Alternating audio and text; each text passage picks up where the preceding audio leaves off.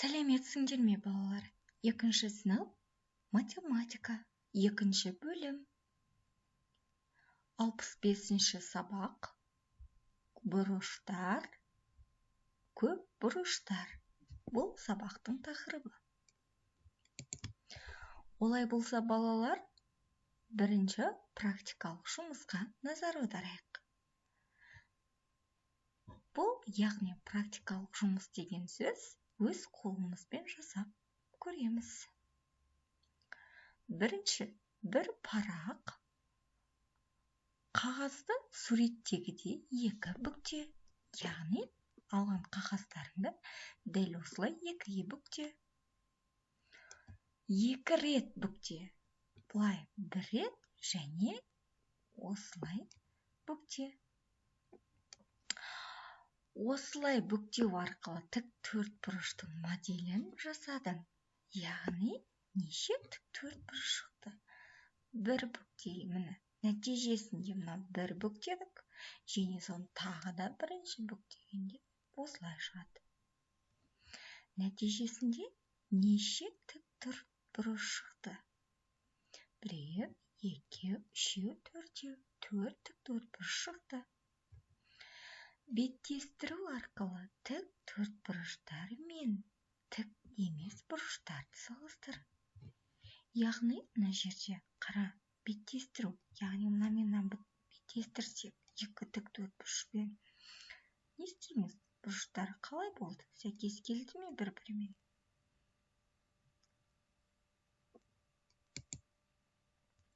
Тік, сүйір және доғал бұрыштар болады. Сүйір бұрыш тік бұрыштан кіші. Доғал бұрыш тік бұрыштан үлкен. Қараймыз.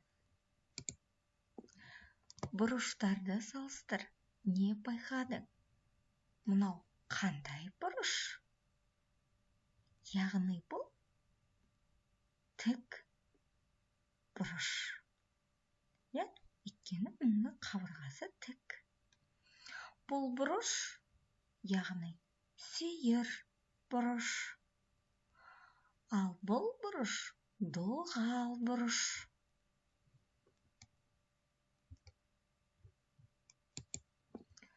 Суреттері көрсетілген бұрыштарды сыз. Бұлар қандай бұрыштар? Оларды ата. Қане өзіміз жауап беріп көрейік. Бірінші сурет бұл, мұна қараймыз, бұл қандай бұрыш? Бұл тік бұрыш.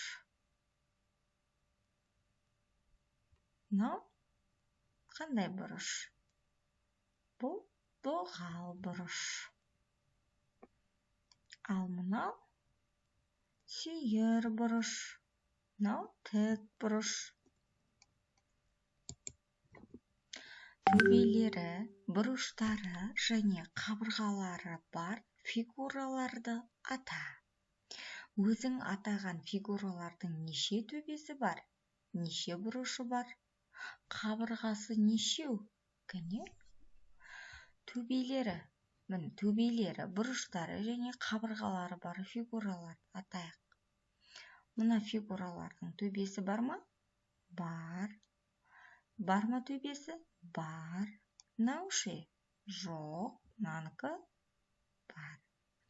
Неше бұрышы бар? Қабырғасы нешеу? Мынаның қабырғасы нешеу? 3 бұрыш. Мынаның қабырғасы 4 бұрыш.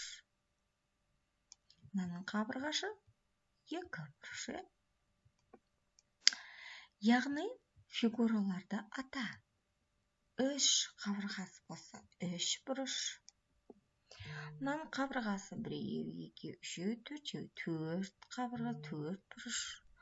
1, 2, 3, 4, 5, 5. Мынаныкі 1, 2, 3, 4, 5, 6 қабырғасы бар. Мынаның да 4 қабырғасы, мынада 4 қабырғасы бар. Яғни бұларды, балалар, біз көп бұрыштар деп атаймыз. Осы көп бұрыштарды қандай топтарға бөлуге болады? Ойланып, өз ойыңмен бөліс. есепті шығар. Марат шанамен 45 минут, ал Асыл 37 минут сырғанады. Марат Асылға қарағанда неше минут ұзақ сырғанады? Бұл есептің шығару үшін бірінші шартын құрайық. Марат 45 минут, Асыл 37 минут сырғанады.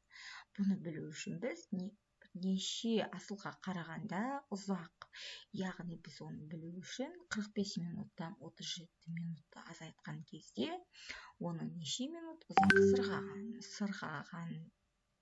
сырғағаны анықталады. Әрі қарай шешуін өзің жазып есептеп көр. 7-ші мысал. Теңдеулерді шеш.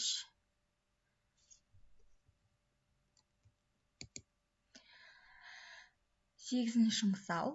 Әрбір фигураның неше төбесі, неше қабырғасы, неше бұрышы бар? Және бірінші фигураға назар аударайық. Бұның төбесі 1, 2, 3 төбесі бар, және оның 3 қабырғасы бар. Дәптерге бір доғал бұрыш бар, 3 бұрыш және доғал бұрышы бар, 4 бұрыш сыз. Сендерге балалар үй тапсырмасы. Қосымша тапсырма.